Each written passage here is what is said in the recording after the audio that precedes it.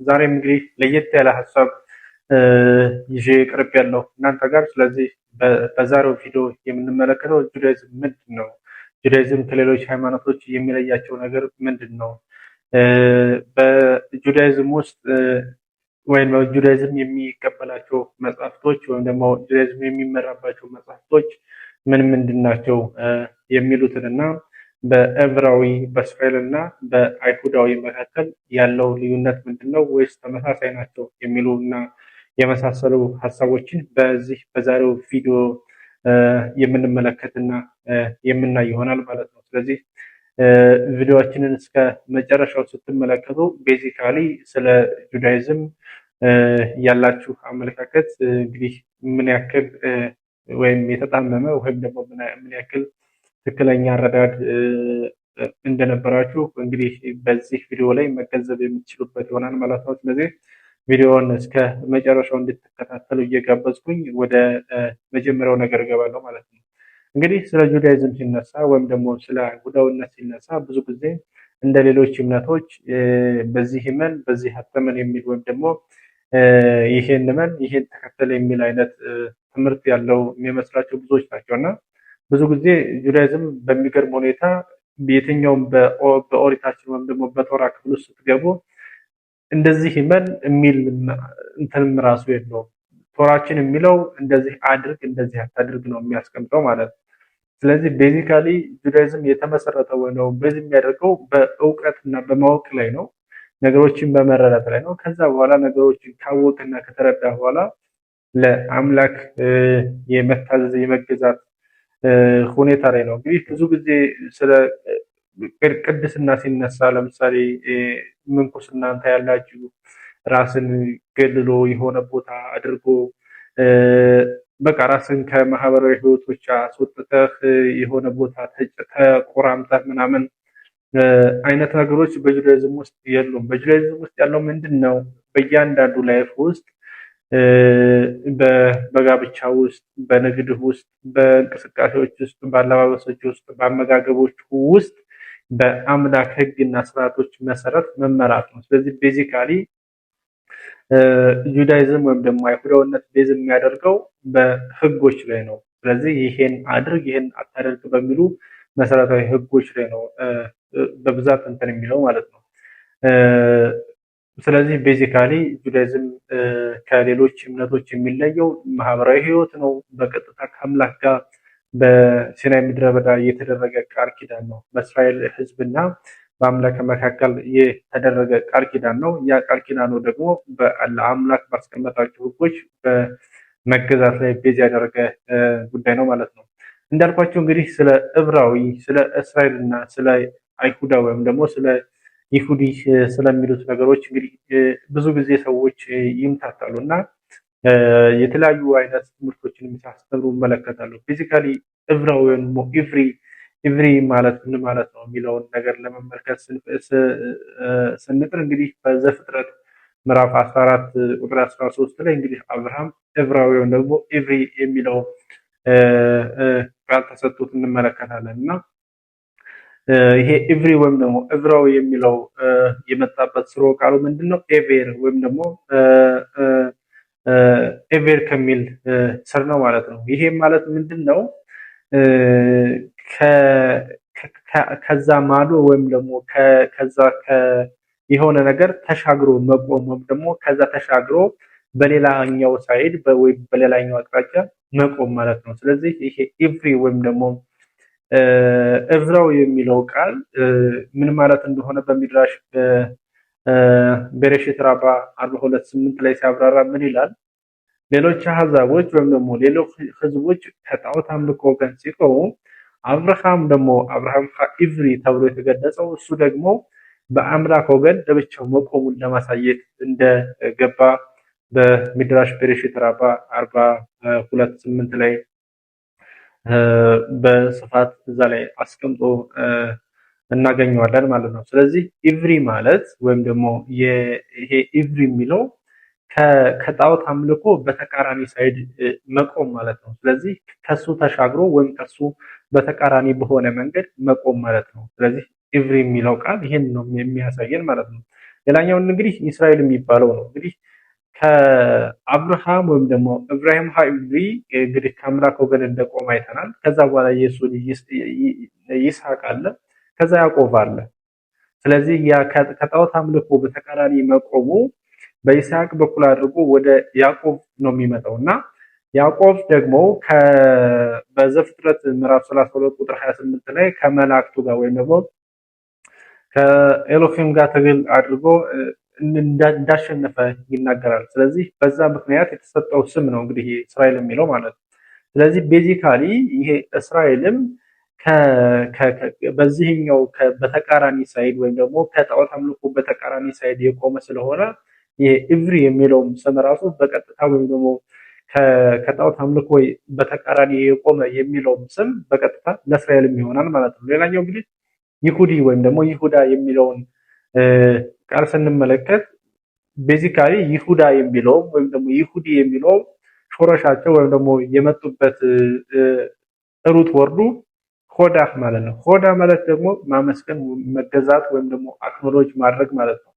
ስለዚህ እዚህ ላይ በቀጥታ የመጣው ምንድነው? ካያችሁት በዘፍጥረት 29 ቁጥር 35 አካባቢ ላይ ልጇን በወለደችበት ጊዜ ይሁዳን በወለደችበት ጊዜ አመሰግናለሁ ወይም ደግሞ ላንተ ምስጋናዬን አቀርባለሁ ስትል ይሁዳ ብላ ልጇን እንደጠራችው እዛ ላይ ያስቀምጣል ማለት ነው። ቤዚካሊ ይሄ ይሁዳ ወይም ደግሞ ይሁዲ የሚለው በተመሳሳይ መልኩ ኢቭሪ ከሚለው ጋር እንዴት ነው የሚያስቀምጠው?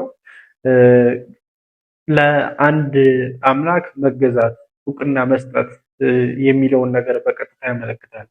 ብዙ ጊዜ ምን እመለከታለሁ እኔ ይሁዳ ወይም ደግሞ ይሄ ይሁዲ የሚለውን ከይሁዳ ጋር ብቻ የማገናኘት አይነት ባህሪዎች አሉ። ወይም ይሁዲ የሚባለው የይሁዳ ነገድ ነው፣ ከይሁዳ ነገድ ነው የመጣው የሚል ትርጓሜዎችን ሰዎች ሲሰጡ እመለከታለሁ እና ያ ነገር ስህተት የሚሆነው በመጽሐፍ አስቴር ላይ ካያችሁ ስለ መርዶክዮስ በሚያወራበት ሰዓት መርዶክዮስ ይሁዲ ብሎ ይናገራል። ስለዚህ ያ መርዶክዮስ ይሁዲ ወይም ደግሞ መርዶክዮስ የሚባለው ከብንያም ነገድ እንደሆነ ደግሞ እዛው ላይ ይናገራል። ስለዚህ ይሄ ይሁዳ የሚለው ወይም ደግሞ ይሁዲ የሚለው አባባል ለይሁዳ ነገድ ብቻ የሚያገለግል ከሆነ ለምንድን ነው እዛ በመጽሐፍ አስቴር ላይ እሱ ይሁዲ ተብሎ ከብንያም ነገድ መሆኑን ጠቅሶ እዛው ላይ ለምንድን ነው ይሁዲ ያለው የሚል ጥያቄ ወይም ደግሞ ነጥብ ያስነሳል እዚህ ላይ ማለት ነው። ቤዚካሊ አሁንም እዚህ ላይ እንግዲህ በሚድራሽ በደንብ ተብራርቶ የተቀመጠ ነገር አለ። ለምንድን ነው ዘሴም ኢስትሩ መርዶክዮስ ወይም ደግሞ መርዶክዮስ ይሁዲ የተባለበት ምክንያት ከነሱ የጣዖት አምልኮ በተቃራኒ ስለቆመ ነው። የነሱን የጣዖት አምልኮ ስላልተቀበለና ስለካደ ወይም ደግሞ የነሱን ጣዖት አምልኮ ትቶ ከአምላክ ጋር ወይም ደግሞ ለአምላክ እውቅና ስለሰጠ ይሁዳ ወይም ደግሞ ይሁዲ የሚለውን ነገር ተሰጥቶታል ማለት ነው። ስለዚህ ቤዚካሊ የራሱ ምንድነው ይሁዳ ማለት ወይም ደግሞ ይሁዲ የሚለው ቃል የሚያስቀምጠው ይሁዲ የሚለውን በቀጥታ ስንመለከት ምንድነው የሚለው ጣዖት አምልኮን መቃወምና ለአንድ አምላክ ራስን ማስገዛት፣ ለአንድ አምላክ ራስን አሳልፎ መስጠት ማለት ነው። ስለዚህ ቤዚካሊ ኢቭሪ ከሚለው ጋር ተመሳሳይነት የሆነ ነገር ነው ያለው። ያኛው ምንድነው ብለናል? ከጣዖት አምልኮ ተለይቶ ተሻግሮ ለብቻ ወይም ደግሞ በሌላኛው ሳይድ የቆመ በአምላክ ሳይድ በአንድ አምላክ ሳይድ የቆመ የሚለውን ነገር ነው የሚያመለክተው። ይሄኛው ደግሞ ጣዖት አምልኮን ትቶ ወይም ክዶ ከአምላክ ጋር ራሱን ለአምላክ አሳልፎ መስጠትን መገዛትን የሚለውን ነገር ነው የሚያመለክተው ማለት ነው። ሌላኛው እንግዲህ ጁዳይዝም ወይም ደግሞ አይሁዳዊነት መሰረታዊ ወይ ደግሞ መሰረቱን የሚያደርገው በየትኞቹ መጽሐፍቶች ላይ ነው ማለት የጁዳይዝም መጽሐፍቶች የሚባሉት የትኞቹ ናቸው የሚለውን ነገር ስንመለከት እንግዲህ በሁለት አይነት መሰረታዊ መጽሐፍቶች አሉ። አንደኛው ምንድነው ቶራ ነው። ከዛ ነቢያቶች አሉ፣ ከዛ ኪቱብ የሚባል ነገር አለ። ነገር ግን እዚህ ላይ አሁን ብዙዎች የማያውቁትና የማይገነዘቡት ቶራ ራሱ በሁለት ይከፈላል። ቶራሼ በአልፔ የሚባል ነገር አለ፣ ቶራሼ በኪታብ የሚባል ነገር አለ። ቶራሼ በኪታብ የሚባለው የተጻፈ ቶራ ነው። ይሄ እነዚህ የመጀመሪያዎቹን አምስቱን የሙሴ ኦሪት የሚባለው ነው ወይም ደግሞ የቶራን አምስቱን ክፍሎች ያመለክታል። ቶራሼ በኪታብ የሚባለው ደግሞ ማነው? ቶራሼ በአልፔ የሚባለው ደግሞ በቃል ያለ በቃል ከትውልድ ወደ ትውልድ ለምሳሌ ከሙሴ ወደ ኢያሱ ከኢያሱ ወደ ነቢያት ከነቢያት ወደ አንሺ ክነሴት አግዶላ እያለ እንደዚህ እየተላለፈ ከጄኔሬሽን ወደ ጄኔሬሽን ሲመጣ የምናገኘው ነው ማለት ነው። ለምሳሌ አሁን ስለዚህ ስለ ቶራሼ በአልፔ ስናነሳ ለምሳሌ በኦሪት ዘዳግም ምዕራፍ 12 አንድ ላይ ስትመለከቱ በሰጠው የአስተራረድ ስርዓት መሰረት ለምሳሌ አንድ ሰው ስጋ መብላት ቢፈልግ ወይም ደግሞ ቢወድ አምላክ በሰጠው የአስተራረድ ሕግ መሰረት አርዶ እንዲበላ ያዛል። ይሄ በዘዳግም 12 አንድ ላይ ማለት ነው። ነገር ግን በየትኛውም የቶራሼ በኪታብ ላይ የተጻፈው ቶራ ላይ እንደዚህ አድርገህ እረድ የሚል አልተቀመጠም።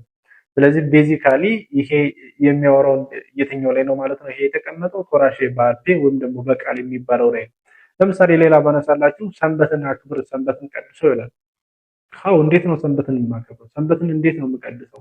በሰንበት የተከለከሉት ስራዎች የትኞቹ ናቸው? የትኛው አልተከለከለም? የትኛው ተከልክሏል? የሚለውን ነገር ይሄ ቶራሼ በኪታብ የምንለው ወይም ደግሞ የተጻፈ ቶራ የምንለው ምንም አይነት ዝርዝር ማብራሪያ እንዴት መጠበቅ እንዳለብን እንዴት በተግባር አፕላይ ማድረግ እንዳለብን አላስቀመጠም። ወይም ደግሞ ጀስት ዋናው ሀሳቡ ብቻ ነው የተቀመጠው፣ አክብር የሚለው ብቻ ነው እንጂ የተቀመጠው በዚህ ላይ የተቀመጠ ዝርዝር ሀሳብ የለም። ስለዚህ ቶራሼ በአልፔ ወይም ደግሞ የቃል ቶራ የሚባለው እነዚህ በቶራ ውስጥ ወይም ደግሞ በቶራ ውስጥ የተቀመጡትን ህጎች እንዴት በተግባር መፈጸም እንዴት በተግባር ማድረግ እንዳለብን የሚያስረዱ የሚያብራሩ የቶራ ሌላኛው ክፍሎች ናቸው ማለት ነው። ስለዚህ ቶራ ቤዚካሊ በሁለት ተከፎ እሱ ላይ ነው ቤዝድ የሚያደርገው ጁዳይዝም ማለት ነው። እንግዲህ ሌላኛው ስለ ቶራ ወይም ደግሞ ስለ ጁዳይዝም ሲነሳ 10 ትእዛዞች ወይም ደግሞ 10ቱ ቃላቶች ብቻ ወይም ደግሞ እነዛ በሰሌዳው ላይ ወይም ደግሞ ጽላት ተብሎ በሚጠራው ላይ የተጻፉት ብቻ የሚመስሏቸው ሰዎች አሉ፣ ህጎች የሚባሉት ማለት ነው። ነገር ግን እሱ ትክክል አይደለም፣ ወይም ደግሞ ትክክለኛ አመለካከት አይደለም ማለት ትክክለኛ እውቀት አይደለም። እንደዛ ብሎ የሚያስብ ሰው ሙሉ እውቀት ስለ ጁዳይዝም የለውም ማለት ነው። በጁዳይዝም ወይም ደግሞ በቶራ ውስጥ 613 ህጎች አሉ። እንግዲህ እነዚህ 613 ህጎች ለሶስት ተከፋፍለው የሚሆኑ ናቸው። አንደኛው እንግዲህ የእስራኤል ህዝብ ለሶስት የሚከፈልበት ደረጃዎች አሉ ማለት ነው። በህጉ ደረጃ ማለት ነው። ካህናቶች አሉ፣ የካህናት ህግ አለ። ከዛ ሴቶች አሉ፣ ከሴቶች ጋር የሚያዝ ህግ አለ። ከዛ ደግሞ ከሁሉም ከእስራኤል ህዝቦች ጋር የሚያዙ ህጎች አሉ። ስለዚህ እነዚህ ህጎች በእነዚህ በሶስቱ አካላቶች ውስጥ ተከፋፍለው 613 የሚሆኑ ህጎች አሉ። እንግዲህ እነዚህን ህጎች 613 ህጎች በሁለት ልንከፍላቸው እንችላለን። አንደኛው በአምላክና በሰው መካከል ያለ ህግ ነው። ለምሳሌ ሰንበትን አክብር፣ ጸሎት አድርግ ምናምን የሚሉ ህጎች ከአምላክና በሰው መካከል ያሉ ህጎች ተደርገው ሊወሰዱ ይችላሉ። ሌላኛው ደግሞ በሰውና በሰው መካከል ያሉ ህጎች ነው። ለምሳሌ ሰውን አለማጭበርበር፣ ደሞዙን የሰራተኛ ደሞዝ በጊዜው መክፈል አይነት የመሳሰሉ በሰውና በሰው መካከል የሚደረጉ ህጎች ተብለው በሁለት ይከፈላሉ። እንግዲህ እነዚህ 613 ህጎችም ኔጌቲቭ እና ፖዚቲቭ ኮማንድሜንት ናቸው። ማለት አድርግና አታድርግ የሚሉ ህጎችም ተብለው እንግዲህ በሁለት የሚከፈሉበት እንትን አለ። በተለያየ መስፈርቶች በተለያየ ደረጃ ሊከፋፈሉ ይችላሉ። ስለዚህ ቤዚካሊ በጁዳይዝም 613 ህጎች ናቸው እንጂ ያሉት 10 ትእዛዛቶች ብቻ አይደሉም ማለት ነው ያሉት። ሌላኛው እንግዲህ በዛሬው ቪዲዮአችን ላይ ወይ ደግሞ በዛሬው ፕሮግራማችን ላይ እንድናወራው የፈለኩት ምንድነው ቲኩን ኦላም የሚባል ነገር አለ። ቲኩን ኦላም ምንድነው? ለምሳሌ እንግዲህ ቶራችንን ስትመለከቱ ቶራን ስንመለከት ብዙ ጊዜ የሚያወራው ወይ ደግሞ የሚናገረው እንደዚህ ብታደርግ ገነት ትገባለህ፣ እንደዚህ ብታደርግ ሲኦል ትገባለህ የሚል ነገር አያስቀምጥም። ሶ ቤዚካሊ ቶራ የሚያወራው ጀስት በዚህ በምንኖርበት ዓለም ላይ እንዴት በሰላም መኖር እንዳለብን እንዴት ከሰዎች ጋር ላይፋችንን እንትን ማለት እንዳለብን እና ትዕዛዞችን ብንተላለፍ በዚህ ምድር ላይ ስለሚመጡብን ቅጣቶች፣ ፐኒሽመንቶች ምናምን ሲያወራ እንመለከታለን። እና ብዙ ጊዜ ቶራችን እንደዛ ነው የሚናገረው። ይሄ የሆነበት ምክንያት ምንድነው? ቲኩን ኦላም የሚባል ነገር አለ። ቲኩን ኦላም ምንድነው? ይሄን የምንኖርበትን ዓለም መጠገን፣ ወደ ፐርፌክሽን ወደ ሰላማዊ ዓለም ማምጣት፣ የአምላክ ፕሬሰንስ ወደ ሞላበት ዓለም የመገንባት ኃላፊነት ለእኛ ለሰዎች ስለተሰጠን ነው። ስለዚህ ቤዚካሊ ይሄ ቲኩን ኦላም የሚባለው ነገር ምንድነው? ዓለምን መጠገን ማለት ነው። ስለዚህ በዚህ ዓለም ውስጥ ያሉ ለምሳሌ እንደ ሌሎች እምነቶች የሆነ ነገር ሰጠ ከዚህ ሞተህ ምናምን መሄድ እና ከዚህ ዓለም መገላገል አለ ጁዳይዝም የሚያስተምረው እንደዛ ሳይሆን ይሄን የምንኖርበትን ዓለም መጠገን መቻል አለብን። አንዱ የሰው ተልእኮ ምንድነው? ይሄን የምንኖርበትን ዓለም ወደ ፐርፌክሽን ወይም ደግሞ ወደ ትክክለኛ ዓለም ወደ መንፈሳዊ ዓለም ማምጣትና መገንባት ስለሚያስተምር ነው። ቤዚካሊ እዚህ ምድር ላይ እንዴት መኖር እንዳለብን፣ እንዴት ሰላምን ማምጣት፣ እንዴት ከሰዎች ጋር በሰላማዊ ሁኔታ መኖር እንዳለብን በብዛት ቶራችን ወይም ኦሪታችን የምታስተምረው ቤዚካሊ ለዚህ ዓላማ ነው ማለት ነው። ነገር ግን በሚቀጥለው ዓለም ወይም ደግሞ ኔክስት ወርልድ ወይም ኦላማ በሚባለው የለም ማለት አይደለም። በጁዳይዝም ውስጥ እሱ አለ። ነገር ግን ኦሪታችን ዲቴል እዛ ውስጥ ገብታ እንደዚህ አይነት እንትኖችን አታደርግም ቤዚካሊ። ምክንያቱም ሚሽናችን ዋናው ሚሽናችን እዚህ ዓለም ላይ ዓለምን ቲኩን ማድረግ፣ ዓለምን መጠገን፣ ዓለምን መስራት ስለሆነ ማለት ነው። ስለዚህ ምናልባት በዛታሽም በሌላ ቀን ስለ ገነት ገሃነም ምናምን የሚባሉትን ማለትም ስለሚቀጥለው ዓለም ስለ ኦላም አባ ስለሚባለው ነገር በሌላ ቪዲዮ ላይ የምመጣበትና የሚመለስበት ይሆናል ማለት ነው። እንግዲህ የዛሬውን ሀሳባችንን እዚህ ላይ እንጨርሳለን። ቪዲዮውን ከወደዳችሁት ላይክ ማድረጋችሁን ለሰዎችም እንደዚሁ ማጋራታችሁን አትርሱ እያልኩኝ እንግዲህ ሰብስክራይብ ማድረግ ትችላላችሁ። እንግዲህ እኔ ባለኝ ዳታ አናላይሲስ መሰረት ብዙዎቻችሁ የኔን ቪዲዮዎች የምታዩት አይ ቲንክ ወደ 70 ምናምን ፐርሰንት አካባቢ የምትሆኑ ሰብስክራይብ ያላደረጋችሁ ናችሁ። ምናልባት ቻናላችንን ሰፖርት ለማድረግ ለመደገፍ ቪዲዮዎቻችን ለብዙ ሰዎች እንዲደርሱ ለማድረግ ያግዘናል እና ቻናሉን ሰብስክራይብ ብታደርጉ